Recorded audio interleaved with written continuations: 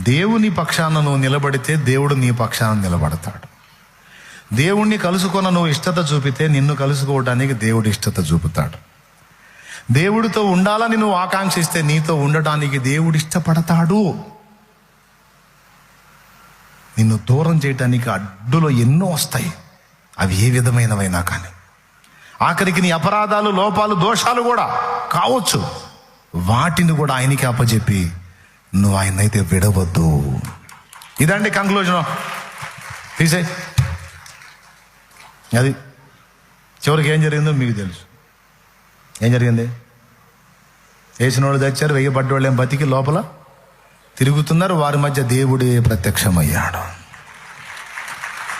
ఈరోజు నీకు ఎదురవుతున్న ప్రతికూలతలు, దేవుని కొరకు నిలబడి దేవుని కొరకు బ్రతకాలని ఆరాటపడిన నీకు ఎదురవుతున్న శోధనలు ఎన్నైనా కావచ్చు. అవి నీకు దేవుణ్ణి దూరం చేయకపోగా దేవుడు ఇంకా నీకు సమీపమయ్యేటట్టు నీకు చేస్తాయి. రాని ఎన్నన్నా రాని వచ్చినా ఆయన ఉన్నాడుగా.